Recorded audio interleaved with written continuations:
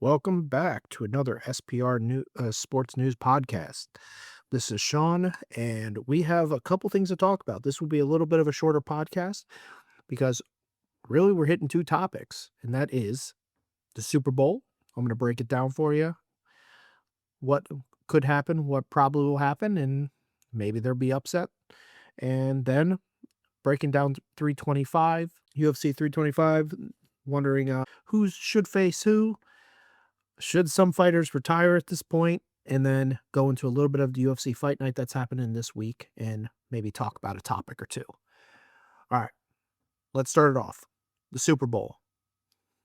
Biggest event in American sports every year. For some reason, the viewership seems like it's going to go down a little bit this year. Maybe it's because just the teams that are in it. Maybe there's not enough storylines with these guys. Not exactly sure. But it's trending that they believe the viewership will be down compared to the last couple years. Obviously, with Travis Kelce and its Swifties, that's why KC gets even more. And when you have a conversation of a GOAT quarterback, people are either going to love to watch him or want to watch him lose. This one, you have Sam Darnold that is going for the most unbelievable story. You got to think this guy was on the Jets. He's the only quarterback from that draft class that is taking a team to the Super Bowl as a starting quarterback. Before Josh Allen, Rosen, who else was in that? Lamar Jackson. Before any of them, Sam Darnold. You'd be like, oh yeah, he's on the Seahawks. They're a good team. Seahawks were projected 8.5 wins this year. Just want to put that out there. They were projected 8.5. The Vikings won 14 games with him and saw what he did in the last game of the season and then in his first game in the postseason and playoffs. And they said, we're good. We don't need to re-sign you, even though you won us 14 games. Justin Jefferson loved him. Justin Jefferson has come out and said things like, oh, I'm really happy for him. It hurts, but at the same time, I'm happy for him. Because legitimately, he knows his quarterbacks are ass. Like, they've screwed up. And this guy goes from being an absolute bust, possibly a career backup, if not kicked out of NFL within the next 2-3 years. Then all of a sudden, back-to-back 14-win teams, and now a Super Bowl. And to be honest, he has been the number 1 or 2 best player on this team in the last 6 weeks. It's insane. He hasn't had a bad game in 6-7 weeks. Some people say, oh, he's due for one. And the Patriots defense is honestly the reason why the Patriots are where they're at. Their offense has been mediocre. I will say that Drake Maye this postseason has not been playing high-level quarterback play. He's made the play when he needs to. But that's what Brady did. And I'm not trying to compare him to Brady, but sometimes just getting there and winning it just comes down to doing enough, not just being the superstar the whole time. That's just really how it is. And that's what scares me, is because Drake Maye, like we just said, Sam Darnold, he's due. This team had one of the worst plus minuses when it came to turnovers. And they're the best fucking football team in a national football. They're the favorite going into the playoffs. And they legitimately had one of the worst. I'm going to correct myself. They had one of the worst plus minuses on turnovers of the playoff teams.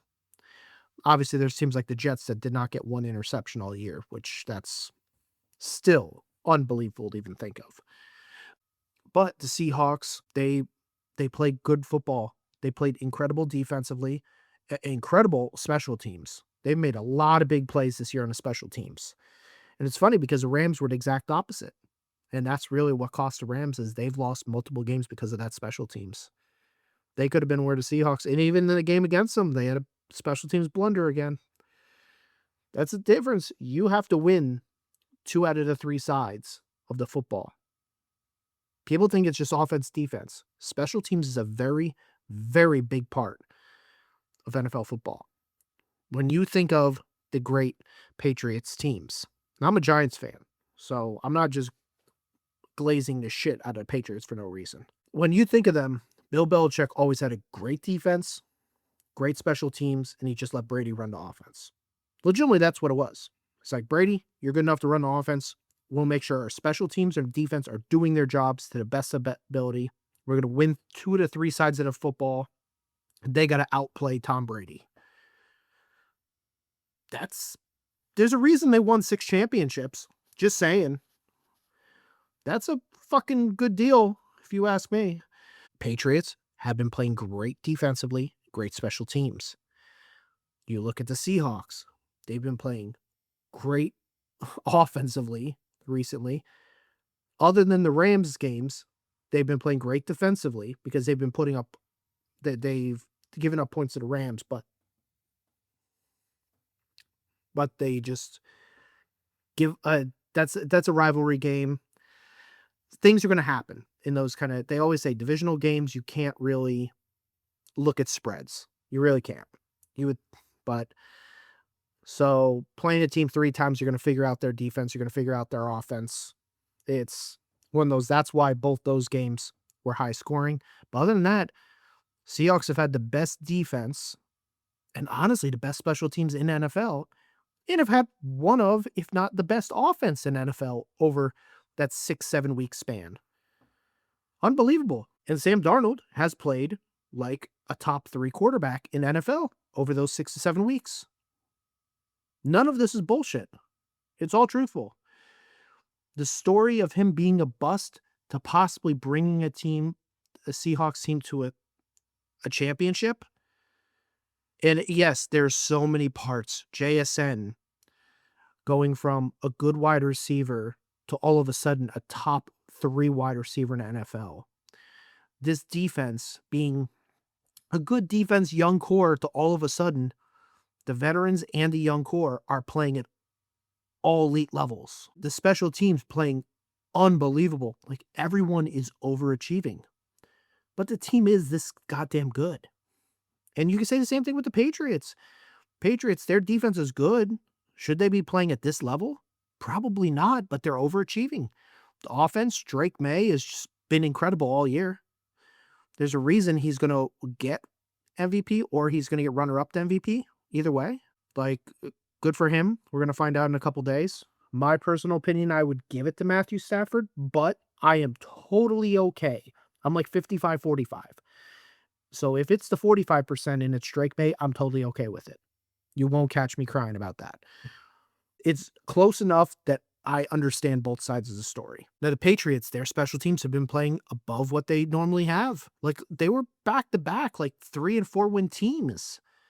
And now they're in the Super Bowl. This is even a crazier turnaround than the Seahawks. Yes, the Seahawks have a more competitive division, but Patriots still have the Bills with Josh Allen and crew. So that's a tough one to take over, and they just took over like it was nothing. New head coach, no problem. Seattle Seahawks, just same thing. So these two teams, very similar stories. Awesome stories. I don't think either one of these two teams are going anywhere next year. I really think both of them will be postseason teams. Obviously, God forbid injuries, because if you could tell me I could take one of these two out of sports, cheating or injuries, I'll take injuries out of sports. Because there has been enough incredible players that even if a team is cheating or using PEDs or whatever the case is, that they legitimately would have still changed that franchise or changed the history of that team. Todd Gurley with the Rams. Man, if Todd Gurley could play healthy, that would have been something else. I thought that was amazing that he was that good, but then the injury happened right before going into the postseason, and he just fell off the cliff. Then he never was the same. G3, incredible until the injury. Then he never was the same. It goes on and on and on. Hopefully it's not going to be the same thing with Jaden Daniels. I really hope not. But let's get into the Super Bowl itself. So who has more pressure on them? Seattle Seahawks. I feel like their team is more of a win now situation. They have a couple more veterans on their team. They're going to have to pay someone like JSN very soon. Sam Darnold is probably going to get paid extra money after this, a contract extension or something. I do believe that we are going to have a tougher time justifying that this is a must-win situation for the Patriots. It would be incredible if the Patriots win. But if the Patriots lose, honestly, the fan base could be like, hey, we weren't even supposed to be here. We would have loved to be a postseason team. They were projected 9.5 wins. So they were actually projected more wins than the Seahawks. So that kind of contradicts what I'm saying. But at the same point, you still have the Chiefs over there, the Bills, Lamar Jackson, and the Ravens, Joe Burrow. Like, you have all these incredible top tier quarterbacks. You got good coaches over there, and even on their path to it, if they lost to the Texans, because if Stroud didn't throw 1,400 interceptions and he was serving turnovers like it was a fucking pastry dish, but whatever. If he wasn't doing that, that Texans defense could have won that game. And that's where it's like, I mean, if they lost to the Texans and that historically good defense this year, none of us would have blamed them. Not at all. So I definitely think that the Patriots don't have as much pressure. They both have pressure. It's a Super Bowl. But if you told me which one of these teams has, like, if you said gun to the head, who's like, oh my God, this team needs to win it now, it would be Seahawks. But neither of them have to win it now. But you're here. You're here. You got to win. That's the truth of it. Both would be devastated if they lost. You never know if you are going to get back. You never know if Drake Maye, this was a one-year deal with him. Sam Darnold, you never know if this was his only postseason that he's going to be this clutch. You never know. And the line has the Seahawks favored. In the last time I checked, it was 4.5 points. I think they're more doing that for the factor of they think Sam Darnold could screw up a little bit and they're kind of saving their own ass. If it was a real line, if we look at how the Seahawks have played over the last 7 games with the no turnovers, all that stuff, you would put this team at a -7.5 to -8 point favorite.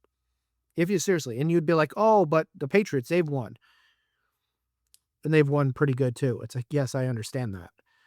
But they won a 10-7 game against a quarterbackless Broncos.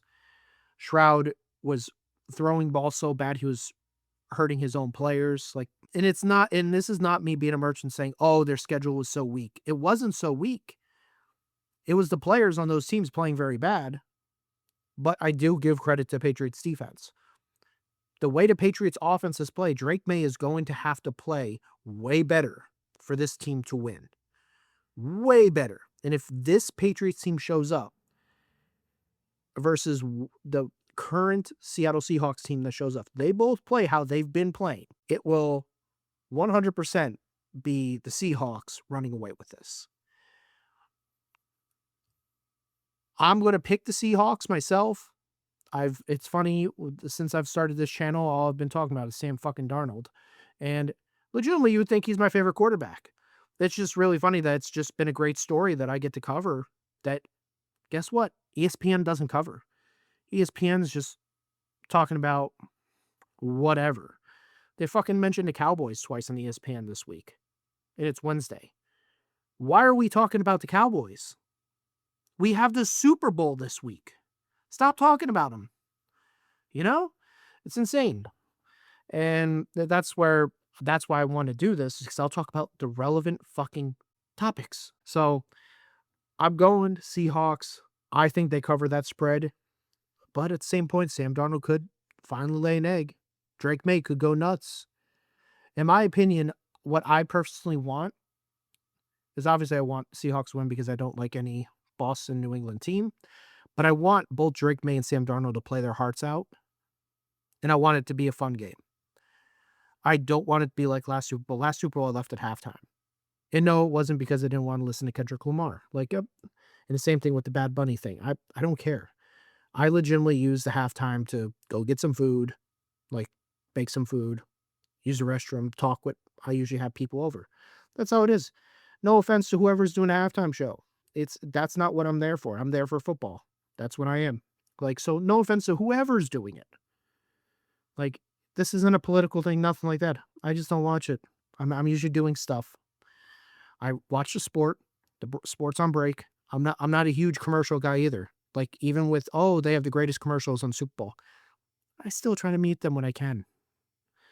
Like, the Super Bowl commercials haven't been good other than one or two, probably since I've been a little kid. So I talk about the sports. That's what I do, and that's why I think that I really want the Super Bowl to be good, because that's what I want to do. I want to watch a sport. I left at halftime. Like, it was coming up to be halftime, and it was like 28-7, and Eagles were getting the ball at second half. I was like, yeah, this game's over. I'm gonna go home. And when I got home, took a shower, looked at the score, and it was now 40. I was like, all right, yeah, I'm gonna go watch One Piece. I'm not gonna I'm not gonna fucking watch the watch this massacre. There's no point. And then yeah, of course the Chiefs scored 21 eventually, but it's like crap time points. They scored in the fourth quarter when it meant nothing. All right. So best storylines of the Super Bowl, in my opinion, is, does Sam Darnold right his wrongs? Does he get over the hump? Does he play like a superstar? Does he make the craziest comeback of a career ever? That's my number one storyline. Number two is, does New England stick it to the NFL and say something about it after winning the Super Bowl about Bill Belichick and Robert Kraft? Neither of them going to the Hall of Fame. Bill Belichick not being in the Hall of Fame is fucking stupid. That's like in basketball being like, Phil Jackson, no, you're not first ballot because you had great players. Sorry, dude. We know you have the most rings, but you had great players, so sorry. It makes no fucking sense. It makes no sense. Robert Kraft being owner of the team, he hired the right people. He's always spent money on his team. Like, I would put him in a Hall of Fame too as an owner. Really, he's always been into talking with, doing interviews, talk. Obviously, he has his off the field antics, but who gives a fuck? I'm talking to sports. I'm like, as an NFL fucking owner, he's one of the best. He's Hall of Fame worthy.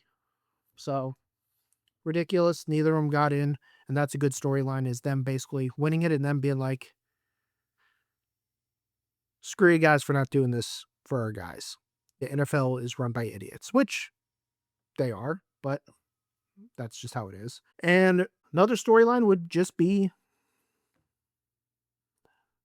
honestly, it would be the Patriots defense. I really have to mention this. Like, the most cupcake schedule, all this bullshit. Patriots defense has played good football all year. Even in the games they lost against Pittsburgh, that was because of the offense. That wasn't because of defense. The game against the Raiders was like a 24-17 game, and Drake Maye had a turnover in that game. That's really not much on the defense. So 2 of the 3 games that they lost, another one was the Bills, where the Bills, that was more on the defense. I'll give it to it. But once again, divisional game, weird situation. But still, 2 to 3 losses during regular season, I 100% believe complete bullshit. Like, it wasn't on the defense. So we got to start talking about the Patriots defense this year. And that would be the storyline if they win the Super Bowl and they show up. They get to Sam Darnold. They cause turnovers. That would be my opinion on that. I'm hoping it's going to be a great game. I'm really excited. I just don't want a dud. I personally don't want a 10-7 game either. I do want like a 24-27 fun Super Bowl. I will be okay if the Patriots win, but I'd really rather Seattle win. But that's what I'm going with. Let me know what you guys think in the comments section below on any platform you're listening to, who you want to win and what you think the score is going to be. And also, what is the coin toss going to be? I'm going to say right here, tails never fails. I'm betting on tails as a coin toss. We'll see how wrong I am on that. All right, moving on to UFC 325. I'm going to start the early prelims. I will say I was definitely wrong. These early prelims were pretty fun. They were pretty fun. Even the decisions, they were pretty fun fights. Couple no names on here, but at the same point, fun fights. So thank you for making me eat my words. talking about how anytime they do like the non-Dana White Contender Series ones, groups, usually the fights are kind of eh. They made me eat my words. Great. To the prelims, Jonathan McAuliffe, submission in the second round after getting the shit beat out of him in the first round. That was a fun turnaround fight. I really enjoyed that fight. Obon Elliott gave it to him the first round. In the second round, he just it looked a little bit of gassing, but it also Jonathan got the takedown and he got around him and he was able to get the submission.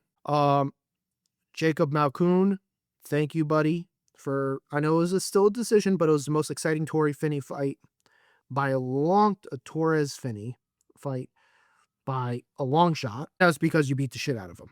Well, let's be honest. It's just because you beat the shit out of him. So thank you, Jacob Malkoun. Cam Rouston beating Cody Brundage, KO in the second round. I think Cody Brundage ate a couple too many shots there. That should have been stopped a little earlier. But Cam Rouston, massive in the weight class. He's a big dude. Very good win. TKO win. I do want to mention something before we get into the main card. Those scorecards were a little weird for the Australian fighters. Normally, Australian fighters, like last time, I remember Junior Tafa not Junior Tafa, I'm sorry, that's the next fight I'm going to talk about, his non-cardio ass. What's his name? He was on this main card. Can you say Tai Tuivasa? Sorry about that. Why was I blanking? Tai Tuivasa had a random judge pick that he won a fight 30-27, which he lost all 3 rounds. Last time they were in Australia and he fought. And it was pretty pitiful that, once again, we had some really skeptical scorecards in the early prelims for sure. But even in the main card, we saw some scorecards and we're like, huh? I just didn't agree sometimes. And in last card, too, with the Rose versus Natalia Silva. Natalia Silva, Rose Namajunas fight. I thought Rose won that fight. I don't know. The scorecard starting off had been kind of wacky. Just want to say, in Australia, this is twice in a row in Australia that scorecards have been wacky. So next time, I'm definitely thinking if it's going to be decision, I'm going to be picking my Australian fighters. Just putting that out there. Junior Tafa, no cardio. I mean, he's a heavyweight that's fighting at light heavyweight. Billy Elikana, second submission. There's not much. I legitimately basically said to my girlfriend, I was like, either Junior Tafa is going to get TKO'd or submitted in the second round. He's going to get a knockout in the first round. That's what's going to happen. Went to the bathroom, got a drink, came back, and the fight was over, second round. And it was exactly that. I don't know. Junior Tafa sucks. He's not good. He's not good. He's just there because of his brother, and they're trying to get more Australian names. To the main card, Quillan Salak killed. Oh my God. I said he was going to murder Jamie Malarkey. I said he was going to. I thought he was going to kill him by KO. Didn't really respect his submission game like that. So good for him. Hey, I will say Jamie Malarkey was pushing the pace on the feet until he wasn't. But I mean, he has 4 submissions, 4 KOs, but I mean, coming off a crazy KO win like he did, Quillan, that you would think with Jamie Malarkey, someone that you can piece up, it's just a perfect situation to get another highlight KO. But honestly, hey, good for him. Good for him. Showing he has it everywhere. Nice little promo afterwards. Quillan, I mean, you're definitely one to watch, for sure. Tai Tuivasa versus Taliesin Teixeira. I will say both of these guys had a chin on them. Both of them should have been knocked out at different points. What I will say is I really don't like the heavyweight division. It's pitiful. If you are not watching basically a top tier, like top 5 guy in the heavyweight division, and even some of them are really out of shape, it's really pitiful excuse for fighting. It's just heavy hitters, severely obese, that most of them could get in proper shape and be a 205er. Legitimately, it's really bad. I think like someone like Yuri Prohashka could be number 2 in the world at heavyweight. It's just so sad how out of shape and bad some of these guys are. Like Tai Tuivasa got the perfect guys that are able to be hit to get up towards the top. Now he's fighting guys that are a little longer, can move a little bit, kind of figured out that, hey, we got to let him throw a little bit and he'll gas immediately. And Teixeira completely gassed himself and it was not a good fight. It was good, but it wasn't at the same point. It was good for the factor of how many hard hits were landed, but it wasn't good because, I mean, my old football coach used to say this when we would have like an offensive lineman versus defensive lineman drill, and they would both be big fat guys and they would just bump up against each other, but nothing was really happening. It wasn't like it was competitive, like two guys really going at each other. This is called a board drill. You have a board, you just try to shove the other person back. It's more like the feet are moving really slow. They're kind of just leaning up against each other. Like, all right, guys, we just watched two whales fuck. He's like, that's kind of what I thought I just watched there. That was two whales fucking. And if you didn't need to know that reference, too bad. You're listening to my shit. Rafael Fiziev versus Rufy. Wow, Rufy looked impressive. He went over, he trained with Alexander Volkanovski, started a whole debacle with Gene Silva. Seems like his other teammates still love him. Gene Silva fucking hates him, but Gene Silva, I don't like Gene Silva. He's on something. He's on some sort of hormones issue. So he's fucking the definition of bipolar. So good job for Rufy. He did fix some of his wrongs. Fiziev, horrible IQ. You do have takedowns in your game. You have grappling. You tried to take down Justin Gaethje. Why aren't you trying to take out Rufy after you just saw what happened? Very bad fight IQ. I don't understand that. You see how this person got dominated and not by an elite grappler. And you're like, oh yeah, I'm not going to do the same thing. Actually, well, I can't say about elite grappler. You know what? No, I'll say not an elite grappler. Benoit Saint Denis is not an elite grappler. He's a cardio chaos. He's not an elite grappler. We'll get into that next fight. But Rufy lost BSD, lost to the cardio chaos, and then Rafael Fiziev decides, no, I'm not going to shoot a takedown once the entire fight. I'm going to stand there against a sniper, let him feel comfortable, and get into his groove, his length, and he's very fast on the feet. And Fiziev paid the price and got KO'd. Good job for Rufy. Good training. Your footwork looked great. It seems like whatever you're doing with Alexander Volkanovski looked like it worked very well. I hope you keep training everywhere. You go back to the Fighting Nerds too, and maybe beat the shit out of your teammate, Gene Silva. On to the co-main event, Dan Hooker versus Benoit Saint Denis. This is where I'm going to start talking about this retirement shit. Dan Hooker should retire. He is in war after war after war after war. He loves the shit, but he has kids. He's taking years off his life with the damage he's taking. Years. Not like, oh, he's taken off a month or two. The amount of damage and how many times he's had to go to the hospital is insane. Like how much head trauma he's taken. It's not good. Benoit Saint Denis could not get a takedown, but he decided, you know what? Dan Hooker's starting to piece me up. I got an idea. How about I bull rush him, get in the pocket. If he knocks me out, he knocks me out. If not, I'm going to stay in his face. I'm going to beat the fuck out of him, and then I'm going to take him down because he's not going to know what to do. That is what I say when you throw caution to the wind, and you're losing a fight. You have to be like BSD is in the first round. Benoit Saint Denis, legitimately from the get-go, is like, oh, this isn't working. I'm just going full ballistic mode, and we're going to see how this works. It's hilarious. I very much appreciate it. He knew plan 1 wasn't working, so he went to plan 2, and plan 2 worked. And he beat the absolute shit out of Dan Hooker. Once again, Dan Hooker ate 20 plus extra shots than he should have. I think the total was 46 unanswered shots. And Dan Hooker didn't try to throw a shot. He was just covering up. I think it was 46 unanswered. I think after 25, it's good to call a fight. Don't you think? Oh, no, just me. Maybe I'm a pussy. I don't know. But still, Benoit Saint Denis, incredible. I just love how he makes adjustments. I love the call out. He says, I'm a BMF. I want to fight for the belt, or I want to fight for the BMF belt. Honestly, I'm okay with him fighting the winner of Charles versus Max. I think he loses either one of them. But at the same point, I like the call out. It's a good call out. You know that fight's going to be exciting. Max is probably going to stuff a couple takedowns, then piece him up and knock him out. And Charles Oliveira is probably going to get a grappling war with him. Actually, the funny thing is, Charles is willing to get taken down, so it's going to be a crazy ground game. So I would love to see that.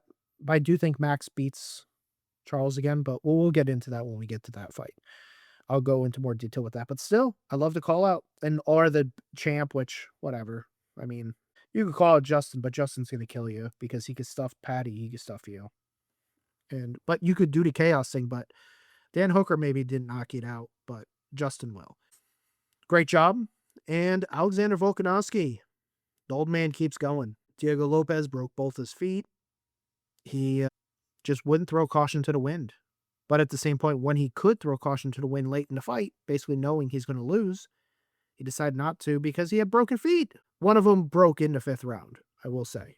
And you could see where it happened. Like he like it almost looks like his knee gives out, but it's actually his foot, and he's like he starts limping for a little bit and then he gets back into it. But yeah. Volk looked incredible. His power wasn't really there, but his speed, his footwork, incredible. He lost he slimmed down a little bit more. He doesn't have as much muscle mass as he used to. So he's not going to have as much pop, but he's keeping his speed. He knows that's the way he's going to win these fights. He's not going to be knocking out anyone anymore, in my opinion. It's going to be Volk getting decision wins for the rest of his career or he loses.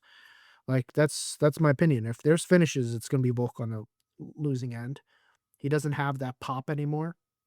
It was a good fight.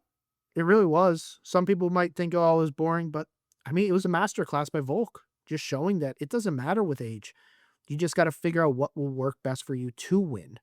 And that's what Volk's doing. I'm going to go over a couple people who they should be fighting. Volk is going to be fighting the winner of Laron Murphy versus Masvar Evlev. They've been scheduled to fight. So the winner of that, I think, will be at the White House card, my opinion. If they're willing to, if they don't, either one of them don't go through a war. If it's a quick fight, if someone finishes someone or they're in good shape, I think the White House card is when that'll happen. Benoit Saint Denis, I think, should get the winner of the BMF belt. Dan Hooker should do retirement. Diego Lopez. I already said this about Gene Silva getting Aljamain Sterling, but if they don't give Gene Silva Aljamain Sterling, I would say Diego Lopez and Aljamain Sterling. That's my opinion on that. Rafael Fiziev, get better, like get healthy first, but afterwards, you got to figure out the fight IQ. And honestly, I don't know, you're probably out of the top 15 now. So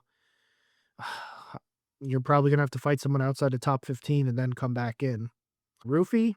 Who's a good one for Roofy? My personal one would be Michael Chandler. That's what I would think would be fun. Do I think that would happen? No, but I think that would be a good matchup for him. And plus, Michael Chandler would know, all right, this guy's going to stand and strike. Maybe I could try taking him down, see what his takedown. So there's ways for both guys to win. So I do think Roofy versus Chandler is a good fight. Tai Tuivasa, he's already tweeted about going to going with Shavkat. Not Shavkat, sorry. I'll talk about Shavkat in a minute. Khamzat Chimaev, he's already tweeted at him saying, I need to work on this grappling shit. Need to go train with you, brother. So, you know what? My opinion is go to follow that tweet. Go deal with the middleweight champion. Go train with him for legitimately like a fucking year. Don't want to see you for a year. Start training, lose some weight. Talson Teixeira, I don't know. I guess fight Derek Lewis. Okay. Well, you already lost to Derek Lewis. Honestly, probably another. Because if you fight anyone that's actually in decent shape, you're going to get your head knocked clean off. So fight some fat fuck. Quillen Selakid, I would like him to fight someone right outside the top 15 in the lightweight division. My opinion. Honestly, you know what? Rafael Fiziev. There we go. Rafael Fiziev will be right outside the top 15. Quillen Selakid. There you go. Match it up right there. That's how I'd match up. Jamie Malarkey probably should retire too. I'm just being honest. He's just going to kill himself doing this. And that's it for UFC 325. Real quick, going to go over a little bit of UFC Fight Night, Bautista versus Oliveira. I personally am a big fan of Vinicius Oliveira. I really like him. Mario Bautista is a very good fighter. He gave a good fight to Umar Nurmagomedov, made Umar work harder than anyone other than Merab, made him work. I want to pick Vinicius, but Mario is just this guy that if you aren't the top level guy, you're not going to beat him.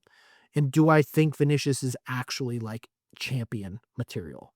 Or is he like a top 10, the top 5 guy? I think Mario Batista wins this fight.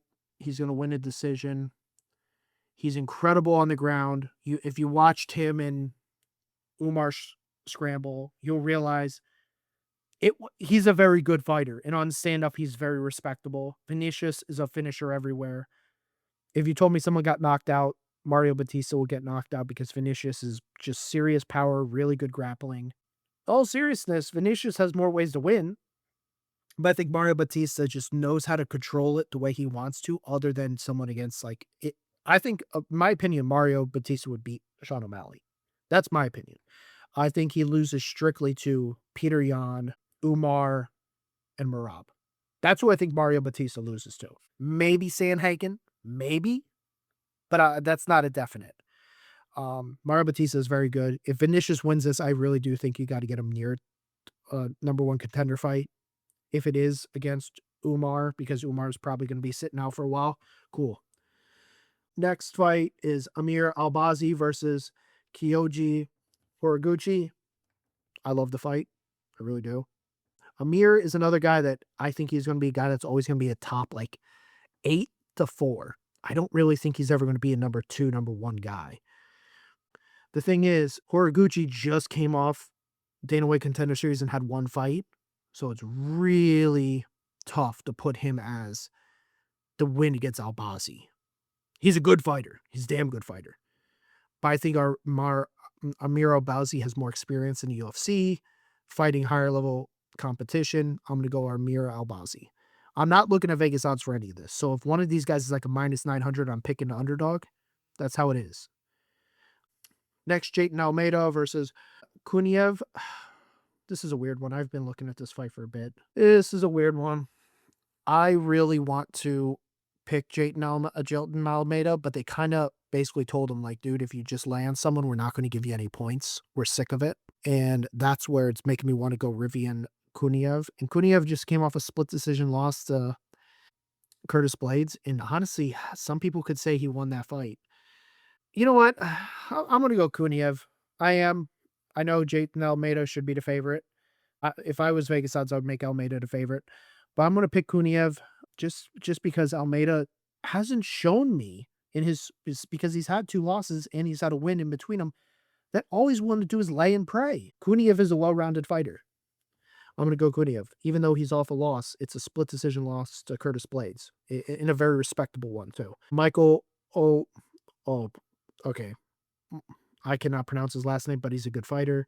Versus Marc-Andre Barriault. I'm going McCall on this one. Sometimes these Polish names just fuck me up, man. 100% he's Polish, but yeah. He's a fun fighter. He's willing to bang. He's willing to go to the ground. He's a younger fighter, 21-9 versus Marc-Andre Barriault. That, if I'm correct, just had a really good fight just recently. Nope, he lost last one. It was a fight before against Bruno Silva. The Bruno Silva, they had a good fight. So the one before that's one that wasn't that good. But he hasn't fought since July, which is not that bad. I'm gonna go McCall, decision or knockout, not sure which, but yeah, McCall for this one. Gene Matsumoto versus Farid Basharat. Jesus Christ, that's a tough fight. That is a really tough fight. Basharat has an incredible ground game. I've only watched him, I think, 3 times in the UFC. I don't know how many times he's fought in the UFC. 1, 2, 3, 4, 5. Okay, 5 times in the Dana White Contender Series fight. But all of them but one have been decisions. So he just controls the pace. Okay. I think Gene is probably... Oh, he has nothing on here? Oh, there we go. How long has he? 4 fights. 1 loss. He had a split decision loss to Rob Font. Respectable loss. You know what? I'm going to go Farid Basharat because he controls it. Yes, he's undefeated. 17-1 versus 14-0. That's not really that big of a deal. It says this fight is canceled on here, but it also says, it was canceled for another date. Let me see. No, no, no. It's good. Okay. Well, to go back to the Cunha fight, Brian Spann was fell out, and Kuniev was scheduled to fight him, and Jaden Almeida jumped in. So Kuniev is actually fighting on a full camp. Jaden Almeida probably isn't. So that's another reason to go with Kuniev. I'm gonna go for Reed on this one. He controls the pace of the fights. I've watched 3 of them. I haven't seen his submission. All 3 of the ones I watched were all decisions, but he does control the pace of the fight. Then we have Dustin Jacoby. Always like watching him fight. Old man that fights like a monster. And then Julius Walker, a young dog. Hmm. Julius Walker lost a decision, split decision. Alonzo Manyfield. That's a weird one. Then a win by decision, and then that's his 2 fights in the UFC. Yeah, I'm going Dustin Jacoby on this one. I like watching him fight. He has good knockout power. Definitely is, and he just knocked out Bruno Lopez. Another he beats up and coming guys. He beat Victor Petrino. That's been killing it, killing it in heavyweight now. Victor Petrino's up at heavyweight, and he's been killing him.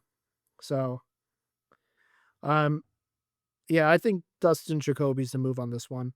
And that's all I'm gonna go over is the main card. I'll look at see if there's anything fun to mention in the prelims. Saeed Nurmagomedov is fighting on this versus Javid Basharat.